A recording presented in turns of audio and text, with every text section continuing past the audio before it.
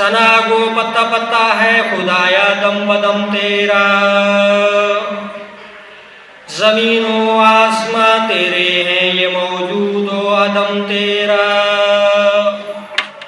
جو دنیا میں تیرا کھا کر تیرا شکوہ کریں یا رب، تعجب ہے کہ ان پر بھی رہے لطف و کرم تیرا۔ حمد و ثنا اللہ مالک العلام ذوالجلال والاکرام کی ذات گرامی کے لیے، جو پوری کائنات کا خالق اور مالک ہے۔ اس نظام کائنات کو بنانے والا اکیلا رب العالمین ہے۔ جس طرح چاہتا ہے خود ہی اس نظام میں تغیر و تبدل فرماتا ہے۔ فرماتا ہے وَمَا تَشَاءُونَ إِلَّا أَن يَشَاءَ اللَّهُ رَبُّ الْعَالَمِينَ، جو تم چاہتے ہو وہ نہیں ہوتا، جو رب چاہتا ہے وہی ہوتا ہے۔ کون سا رب؟ جو سارے جہانوں کا رب ہے۔ درود و سلام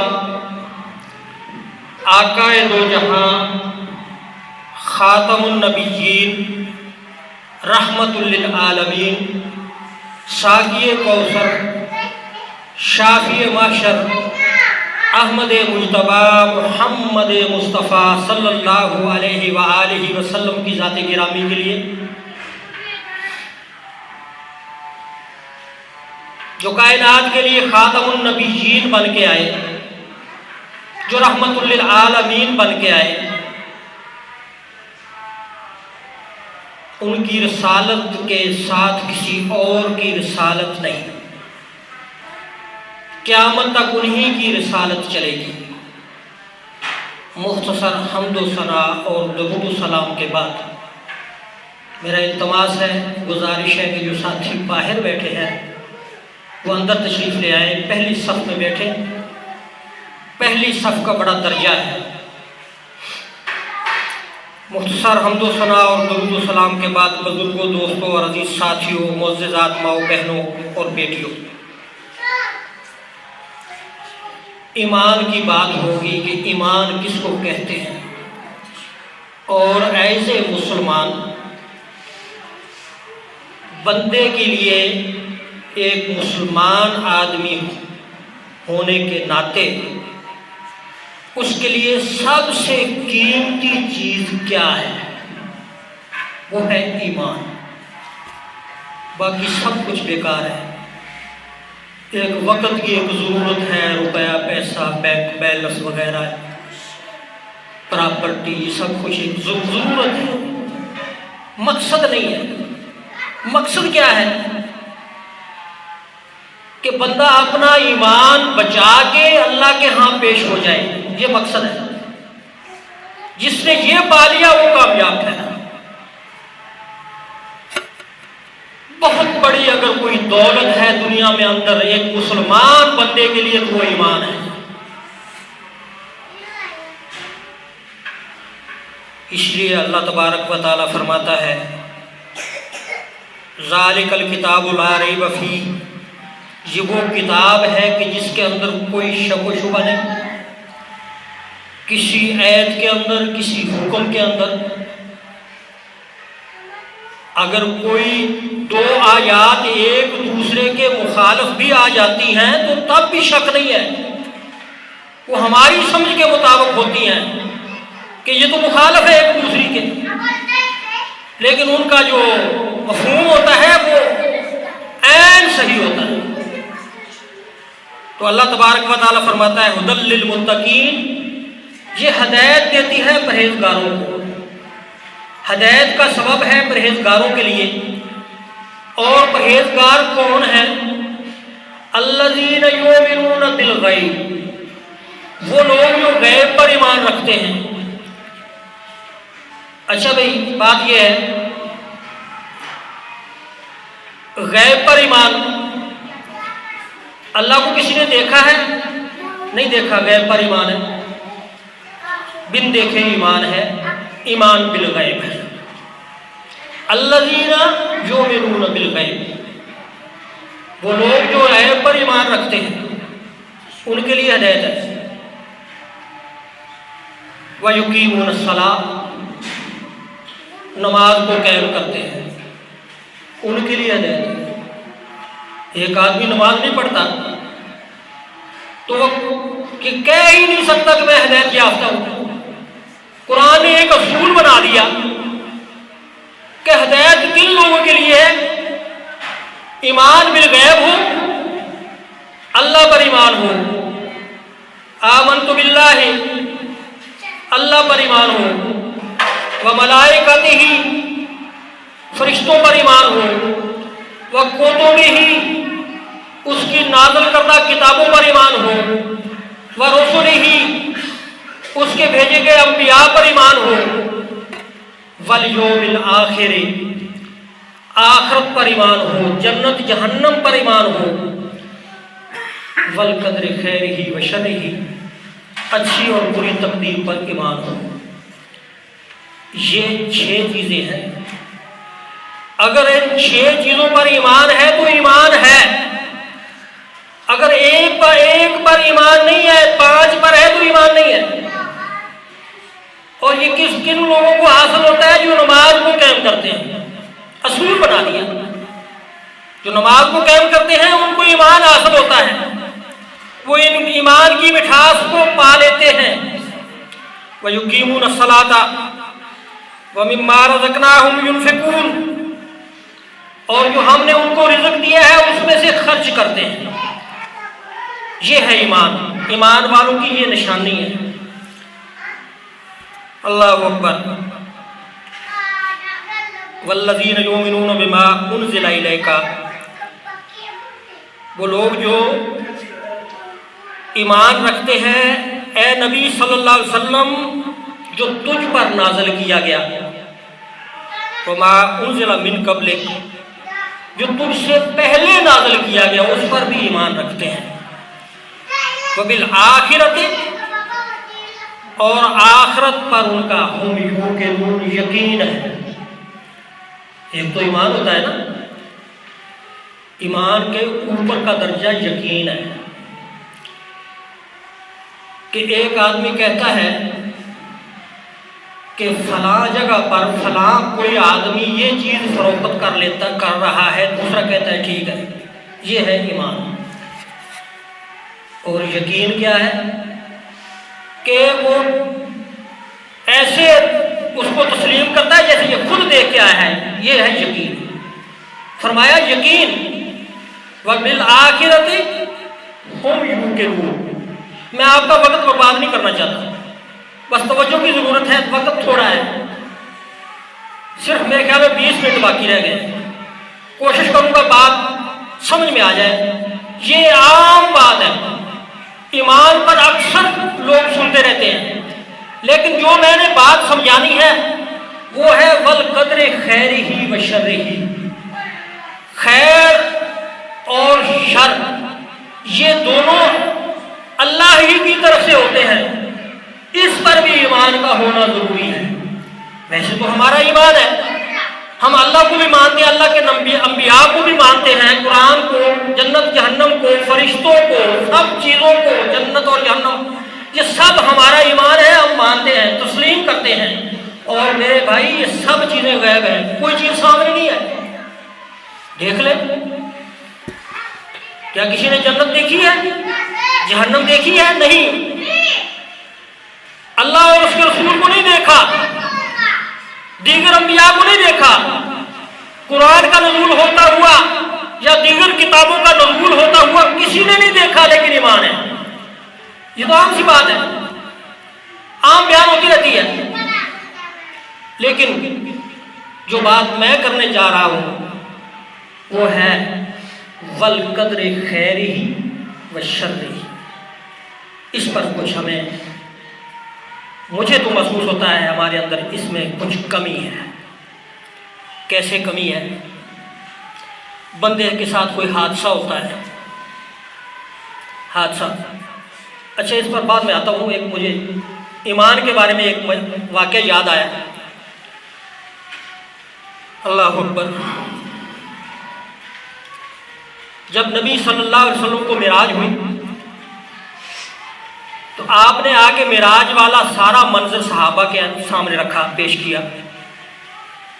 سبحان الذی اسری بعبدہ لیلا من المسجد الحرام الی المسجد الاقصی الذی بارکنا حولہ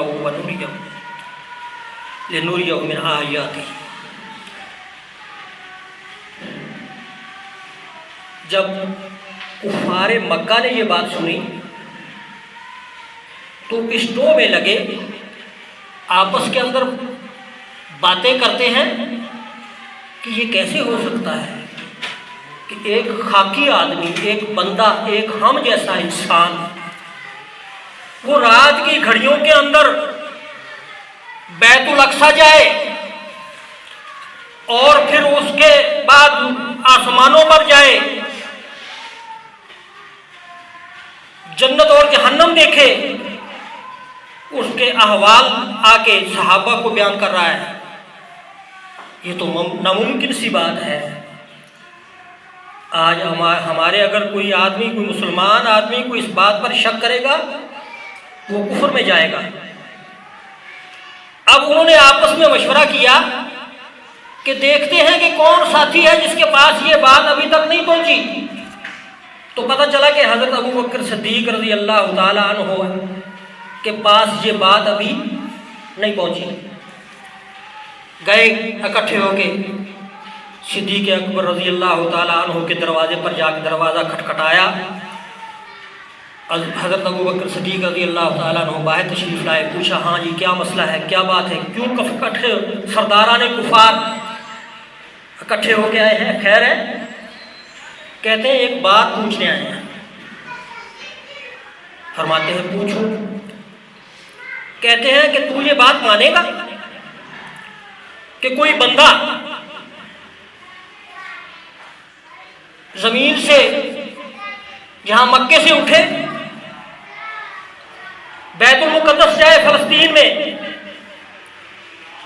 پھر وہ عرش معلیٰ پر جائے، ساتوں آسمانوں کی سیر کر کے جنت اور جہنم کو دیکھ کے راتوں رات واپس اپنے بستر پر آ جائے، کیا یہ ممکن ہے؟ حضرت ابو بکر صدیق رضی اللہ تعالیٰ عنہ بڑے دانا آدمی ہیں، پوچھتے ہیں یہ کون کہتا ہے؟ ویسے جلدی سے یہ نہیں کہہ دیا کہ یہ ممکن نہیں، جلدی سے یہ بات نہیں کہہ دیا، حالانکہ دل کہہ رہا ہے کہ یہ ممکن نہیں۔ دل تو کہتا ہے نا، ہمارا بھی کہتا ہوگا، لیکن ایمان والے جو ہوتے ہیں ان کی سوچ اور ہوتی ہے۔ پوچھتے ہیں یہ کہنے والا کون ہے؟ انہوں نے عرض کی یہ کہنے والا تیرا نبی محمد صلی اللہ علیہ وسلم ہے، وہ یہ بات کہتا ہے کہ میرے ساتھ یہ معاملہ ہوا ہے، میں نے سیر کی آسمانوں کی۔ حضرت ابو بکر صدیق رضی اللہ تعالیٰ عنہ کیا کہتے ہیں؟ کہتے ہیں کوئی اور کہتا تو نہ مانتا، کوئی اور کہتا کبھی نہ مانتا، محمد کہتا ہے سچ ہے۔ یہ ہے سچ کی صداقت کی تصدیق کرنا۔ جیسے میں نے درس میں بیان کیا تھا، فلا صدق ولا صلی، نہ اس نے تصدیق کی نہ نماز پڑھی، یہ تصدیق کر رہے ہیں، کہتے ہیں اگر محمد کہتا ہے تو یہ سچ ہے صلی اللہ علیہ وسلم۔ اب اس بات پر آتا ہوں جس کی ہم میں کمی ہے، وہ بیان کرنا چاہتا ہوں۔ یہ تو ایمان کی باتیں ہیں، بہت وسیع ہے ایمان کی باتیں، یہ ختم ہونے والی نہیں ہے۔ جیسے کہ رسول اللہ صلی اللہ علیہ وسلم نے فرمایا لا ایمان لمن لا امانت لہ ولا دین لمن لا عہد لہ۔ آپ صلی اللہ علیہ وسلم نے فرمایا اس بندے کا ایمان نہیں ہے، کوئی ایمان نہیں اس کا، وہ بھی ایمان سے خالی ہے، ہم جیسے ہم کہتے ہیں بے ایمان ہے۔ کون سا؟ لمن لا امانت لہ، جو بندہ امانت کے اندر خیانت کرتا ہے۔ ہم امانت کا مفہوم بڑا کلوز کر کے لیتے ہیں، تھوڑا سا کر کے لیتے ہیں۔ کیسے؟ ہم یہ سمجھتے ہیں کہ میرے پاس کسی نے امانت کوئی چیز رکھ دی یا پیسے رکھ دیے، بس اس کی یہ امانت ہے، اسی کو ہم امانت سمجھتے ہیں، اس کے علاوہ ہم امانت نہیں سمجھتے۔ میرے بھائی ایسا نہیں ہے۔ اگر کوئی دو آدمی کوئی بات کر رہے ہیں، آپ نے سن لی، کسی تیسرے بندے کے لیے بارے میں بات کر رہے ہیں، یہ بھی آپ کے پاس امانت ہے۔ اگر کوئی آدمی کوئی برائی کر رہا ہے، آپ نے دیکھ لیا، یہ تیرے پاس امانت ہے، اس کو تشہیر نہ کر۔ جیسے حدیث میں آتا ہے، من ساتر مسلمن فی الدنیا ساترہ اللہ فی الدنیا والآخرہ۔ آپ صلی اللہ علیہ وسلم نے فرمایا کہ جو آدمی کسی مسلمان بھائی کی پردہ پوشی کرتا ہے، قیامت والے دن اس بندے کی اللہ پردہ پوشی کرے گا۔ کیسے کرے گا؟ بندے کو پوچھے گا کیا تو نے یہ کام کیا؟ اب تو نے کیا تو ہے، وہ دیکھے گا دائیں بائیں آگے پیچھے مخلوقات کھڑی ہے، کیسے اقرار کروں؟ لوگ تو مجھے نیک سمجھتے تھے، لوگ تو مجھے حاجی صاحب کہتے تھے، لوگ تو مجھے اچھا انسان سمجھا کرتے تھے دنیا کے اندر، میں ان کے سامنے کیسے کہوں؟ جب دیکھے گا دائیں ہر طرف دیکھے گا لوگ ہی لوگ ہیں، مخلوقات کھڑی ہے، پریشان ہو جائے گا، کیسے کہوں، کیسے اقرار کروں؟ لوگ سنیں گے تو کیا کہیں گے؟ تو اللہ تبارک و تعالی اس کے اور لوگوں کے درمیان ایک دیوار، ایک پردہ حائل کر دے گا اور پوچھے گا ہاں بھائی بتا کیا تو نے یہ کام کیا؟ جب دوبارہ دیکھے گا اس کو کوئی نظر نہیں آئے گا، تو کہے گا یا اللہ یہ پردہ کیسا، لوگ نظر نہیں آ رہے۔ اللہ تبارک و تعالی فرمائے گا تو نے لوگوں کی پردہ پوشی کی، لوگوں کے عیب اچھالے نہیں۔ دنیا کے اندر رہتے ہوئے تو نے اگر کسی نے کوئی عیب دیکھا تو اپنی استطاعت کے مطابق اس کو سمجھایا، لیکن اس کی تشہیر نہیں کی، اس کو لوگوں کے اندر مشہور نہیں کیا۔ تیرا یہ عمل آج اس کا یہ تجھے اجر مل رہا ہے کہ تیرے اور میرے درمیان جو بات ہوگی تو تیسرا آدمی نہیں سنے گا، پردہ ہے۔ اور میرا وعدہ تھا من ساترہ مسلمن فی الدنیا ساترہ اللہ فی الدنیا والآخرہ، جو آدمی دنیا کے اندر کسی کی پردہ پوشی کرے گا، میں رب رحمان اس کی پردہ پوشی دنیا کے اندر بھی کروں گا اور آخرت کے اندر بھی کروں گا۔ آج اپنے وعدے کے مطابق میں نے پردہ پوشی تیرے پر کر دی ہے، اور تو اقرار تو کر، میں نے تیرے سارے گناہوں کو اس وجہ سے، اس عمل سے، اس کی بدولت تیرے سارے گناہوں کو معاف کر دیا ہے، جا جنت کے اندر چلا جا۔ اللہ اکبر کبیرہ، کتنی بڑی بات ہے۔ تو بات ہے اچھی اور بری تقدیر کی۔ ہم یہ سمجھ لیتے ہیں کہ ہم ایسا نہ کرتے تو ایسا نہ ہوتا، یہ غلط ہے۔ یہ تقدیر کا انکار ہے۔ تقدیر میں جو لکھا ہوتا ہے وہی ہوتا ہے۔ زمین اور آسمان کے بننے سے بھی 40,000 سال پہلے جو تقدیریں لکھ دی گئی ہیں، اس میں یہ لکھا تھا کہ میں نے یہ جمعہ پڑھانا ہے آپ کے پاس، یہ لکھا ہے، یہ لکھے ہوئے کے مطابق میں آپ کے سامنے کھڑا ہوں۔ میری مرضی نہیں ہے، نہ کسی اور کی مرضی ہے، یہ اس کی مرضی ہے۔ یہ سب کچھ تقدیر میں لکھا ہوا ہے۔ ہاں البتہ ایک بات ہے کہ آپ سفر کر رہے ہیں، مثال کو سمجھیے گا، آپ نے اپنی سائیڈ چھوڑ کر دوسری سائیڈ اختیار کر لی، جو آنے والوں کی ہے آپ کی نہیں ہے۔ سامنے سے آنے والوں کی سائیڈ پر آپ جا رہے ہیں، اب اس کا نتیجہ کیا ہوگا؟ حادثہ ہو جائے گا۔ جب حادثہ ہو جائے گا تو آپ کہیں گے یہ تقدیر میں تھا، ایسا نہیں ہے۔ اللہ اکبر، سمجھیے یہ تقدیر نہیں ہے۔ تقدیر کا مفہوم سمجھیے۔ تقدیر یہ ہے کہ آپ اپنی سائیڈ پر چل رہے ہیں، پھر بھی کوئی حادثہ پیش آ جاتا ہے، یا آگے سے یا پیچھے سے، یہ ہے تقدیر۔ آپ صحیح کام کر رہے ہیں، صحیح ڈرائیونگ کر رہے ہیں، اپنی گاڑی کو صحیح سمت میں چلا رہے ہیں، کوئی غلطی نہیں کر رہے، تو پھر بھی کچھ نہ کچھ ہو جاتا ہے۔ یہ اس کو کہا جاتا ہے تقدیر۔ ہم غلطیاں کر کے تقدیر کے ذمہ لگا دیتے ہیں، غلطی خود کرتے ہیں۔ اللہ نے انسان کو اختیار دیا ہے، اچھے برے کی تمیز دی ہے، پھر بھی یہ غلطی کرے، پھر ذمہ لگا دے تقدیر کے۔ ایسا نہیں ہے۔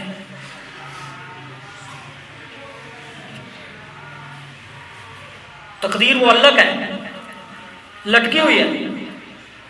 لا يرد القضاء الا الدعاء، کوئی چیز تقدیر کو تبدیل نہیں کرتی مگر دعا تبدیل ہوتی ہے۔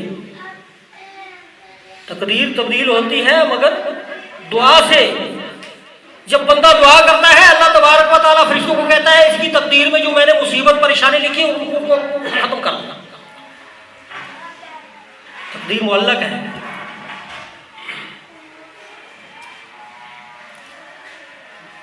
ایک بادشاہ تھا، اس نے ایک نجومی رکھا ہوا تھا۔ کوئی کام کرنا ہوتا، کوئی اہم کام، تو نجومی سے شگون لیتا، پشین گوئی، جس کو ہم پشین گوئی کہتے ہیں، کہ اس کا نتیجہ کیا ہوگا۔ نجومی اگر اچھا نتیجہ دیتا تو وہ کر لیتا، برا دیتا تو چھوڑ دیتا۔ ایک دن بادشاہ کہنے لگا کہ یہ کیا معاملہ ہے، تیری کوئی بات صحیح نکلتی ہے، کوئی غلط نکلتی ہے، غلط کیوں نکلتی ہے؟ اگر تیری 100% بات صحیح نہ نکلے تو تجھے میں نہیں رکھ سکتا، میں تیرا خرچہ نہیں برداشت کر سکتا، میں تجھے تنخواہ نہیں دے سکتا، ہر بات صحیح نکلنی چاہیے۔ نجومی سوچتا ہے یہ کیا معاملہ، اس کو کیسے سمجھاؤں۔ نجومی کہتا ہے اچھا بات یہ ہے بادشاہ سلامت، آپ کوئی اور نیا سوال کریں، کوئی بات پوچھیں، اگر میری وہ بات 100% صحیح نہ نکلے تو مجھے برخاست کر دیں۔ بادشاہ کہتا ہے ٹھیک ہے بھی۔ 2-4 دنوں میں بادشاہ نے مزدور مستری لگا کے ایک مکان تعمیر کروایا۔ مکان بن گیا، اس کی چاروں دیواروں کے اندر ایک ایک دروازہ رکھوا دیا، 4 دروازوں والا مکان بن گیا۔ اب اس نجومی کو بلایا، اچھا بھائی اگر کوئی بھائی اس کا حوالہ چاہے نا تو میں حوالہ دے سکتا ہوں۔ تفسیر القرآن تفسیر ہے قرآن کی، تفسیر القرآن، اس کے اندر یہ ہے واقعہ۔ اس نے نجومی کو بلایا اور پوچھا ہاں بھائی میں اس مکان کے اندر داخل ہو رہا ہوں، مجھے یہ بتاؤ کہ میں کون سے دروازے سے باہر آؤں گا۔ کتنا بڑا مشکل سوال ہے، کتنا مشکل سوال ہے۔ 4 دروازے ہیں، داخل ہو رہا ہے، کسی سے بھی ہو جائے داخل، کون سے دروازے سے باہر آئے گا۔ نجومی کہتا ہے بات یہ ہے بادشاہ سلامت، ایسے نہیں بتاؤں گا، ایسے تو بتانے کا کوئی فائدہ ہی نہیں ہے، کوئی مزہ ہی نہیں آئے گا، کیسے بتائے گا۔ کہتا ہے میں لکھ کے دوں گا، لکھ کے بند کر کے سر بمہر کر کے کسی امانت دار بندے کے ہاتھ میں پکڑا دیتے ہیں۔ آپ اپنا جو بھی کام کرنا ہے، جس دروازے سے بھی نکلنا ہے نکلے، بعد میں پڑھ لینا، اگر آپ کے کام میں اور میری لکھی ہوئے مطابقت ہو گئی تو میں سچا۔ بادشاہ نے کہا یہ تو اور بھی بہتر ہے، یہ تو اور بھی اچھی بات ہے، اس میں تو شک کی گنجائش نہیں رہ جائے گی۔ اس نے کہا ٹھیک ہے میں لکھ دیتا ہوں۔ اس نے لکھ دی، جو بھی لکھا لکھ کے بند کر کے ایک بندے کو پکڑا دیا کہ اس کو کسی نے پڑھنا نہیں ہے، بادشاہ خود پڑھے گا۔ بادشاہ مکان میں داخل ہوا، داخل ہو کے اس نے سیڑھی منگوائی، چھت میں سے سوراخ کروایا، سیڑھی لگا کے چھت پر چڑھ کے نیچے آیا، آ کے وہ کاغذ کھولا، اس میں یہی لکھا تھا بادشاہ کسی دروازے سے باہر نہیں آئے گا، بادشاہ چھت کے ذریعے چھت سے نکل کے باہر آئے گا۔ جیسا اس نے کیا ویسا ہی لکھا تھا۔ حیران ہوا، نجومی کو کہتا ہے یہ کیا؟ نجومی کہتا ہے بات یہ ہے کہ جب میں نے یہ بات سوچی، میں نے یہ سوچا کہ میں دروازہ نمبر 2 لکھوں گا، ممکن ہے بادشاہ دروازہ نمبر 3 سے نکل جائے، اور ساتھ میں نے یہ بھی سوچا کہ جب میں بادشاہ کو کوئی دروازہ نہیں بتاؤں گا تو بادشاہ یہ سوچے گا کہ ہو سکتا ہے کہ جو اس نے لکھا ہے میں اسی سے نکل آؤں، تو بات نہیں بنے گی۔ اس لیے بادشاہ پھر دروازے کا انتخاب نہیں کرے گا، دروازے کا انتخاب نہیں کرے گا، کوئی اور راستہ اختیار کرے گا۔ وہ کون سا ہو سکتا ہے؟ زمین تو ہو نہیں سکتی، وہ چھت ہی ہو سکتی ہے، تو میں نے چھت کا لکھ دیا، تو بات عین واقعے کے مطابق ہو گئی۔ اسی طرح 2 طالب علم ہیں، استاد پڑھاتا ہے، ان میں ایک لائق ہے ایک نالائق ہے۔ اب جو لائق ہے استاد کہتا ہے یہ پاس ہو جائے گا، جو نالائق ہے استاد کہتا ہے یہ فیل ہو جائے گا، اور اسی طرح ہوتا ہے، لائق پاس ہو جاتا ہے، نالائق فیل ہو جاتا ہے۔ اور اس کی دوسری شکل، لائق کو پتہ چلتا ہے کہ استاد نے میرے بارے میں یہ بات کہی ہے، وہ محنت شروع کر دیتا ہے۔ نالائق کو پتہ چلتا ہے کہ استاد نے میرے بارے میں یہ بات کہی ہے، نالائق جو ہے وہ محنت شروع کر دیتا ہے، لائق محنت کرنی چھوڑ دیتا ہے، معاملہ الٹ جاتا ہے۔ جو پاس تھا وہ فیل ہو گیا، جس نے پاس ہونا تھا، جس نے فیل ہونا تھا وہ پاس ہو گیا۔ اسی طرح معاملہ بندوں کا ہے۔ کسی بندے کے معاملے میں اللہ تبارک و تعالیٰ اگر کہہ دیتا ہے نا کہ اس نے جہنم میں جانا ہے، اور اس کو پتہ چل جائے کہ میرے بارے میں اللہ نے یہ بات لکھ دی ہے یا کہہ دی ہے، تو وہ معاملہ اس کے برخلاف کرے، نہ کہ جہنم میں جانے والے کام کرے، تو اللہ اس کی تقدیر کو تبدیل کرنے پر قادر ہے۔ وہ ہر چیز پر قادر ہے، اس کی تقدیر کو تبدیل کر دیتا ہے۔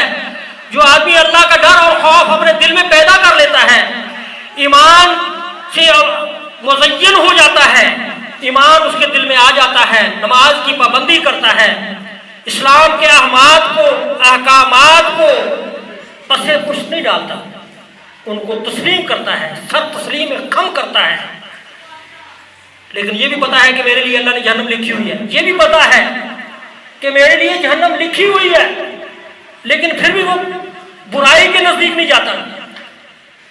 تو معاملہ کیا ہوتا ہے؟ لکھی جہنم ہوئی ہے، جاتا جنت میں ہے۔ اس کو کون ہے کہنے والا کہ تو نے لکھا کیا تھا، کیا کیا ہے؟ اسی طرح معاملہ اچھی اور بری تقدیر کا ہوتا ہے کہ بندے کے اعمال کے مطابق اس کی تقدیر تبدیل ہوتی ہے۔ برے کام کرے گا، برائی میں جائے گا۔ آپ دیکھ لیں، ایک آدمی حرام سے بچتا ہے، نشے سے بچتا ہے، تندرست ہوتا ہے۔ دوسرا آدمی وہ نشہ کرتا ہے، حرام کھاتا ہے، وہ کئی پریشانیوں میں مبتلا ہو جاتا ہے۔ یہ انسان کے اختیار کی بات ہے، بات ہے سمجھنے کی۔ اگر انسان سمجھ لے تو اللہ تبارک و تعالیٰ فرماتا ہے بل الانسان علی نفسہ بصیرہ، ہر انسان خود کو سمجھتا ہے کہ میں کیا ہوں، خود کا نگہبان ہر بندہ ہے۔ تو اسی وجہ سے اس کو، ہر بندے کو اس کے بارے کے اندر پوچھا جائے گا، دوسرے کے بارے کے اندر کسی کو نہیں پوچھا جائے گا۔ لیس للانسان الا ما سعى ولا تزر وازرة وزر اخرى ان لیس للانسان الا ما سعى۔ کوئی آدمی کسی دوسرے آدمی کا بوجھ نہیں اٹھائے گا، جو انسان کرتا ہے وہ خود ہی اس کا بوجھ اٹھائے گا۔ اچھائی کرتا ہے تو اچھا بدلہ پائے گا، اچھائی نہیں کرتا، ایمان کی حالت میں توفنا مسلم والحقنا بالصالحین، رسول اللہ صلی اللہ علیہ وسلم دعا کیا کرتے کہ یا اللہ ہمیں مسلمانوں کے اندر فوت کرنا۔ کیا آپ صلی اللہ علیہ وسلم کو اس کی دعا کی ضرورت ہے؟ ہمیں بتائی گئی ہے کہ ہم یہ دعا کریں۔ کہ ہمیں مسلمانوں کے اندر ایمان کی حالت کے اندر فوت کرنا، وَأَلْحِقْنَا بِالصَّالِحِينَ، اور ہمارا انجام نیک لوگوں کے ساتھ کرنا، یہ دعا کیا کرتے ہیں۔ تو انسان کی اپنی کوشش کے ساتھ جو معاملات ہوتے ہیں وہ انسان کی اپنی کوشش پر ہی منحصر ہے۔ جو انسان کوشش کرتا ہے اسی کا بدلہ پاتا ہے۔ دعا ہے کہ اللہ تبارک و تعالی ہمیں نیک اعمال کرنے کی کوشش کرنے کی توفیق عطا فرمائے۔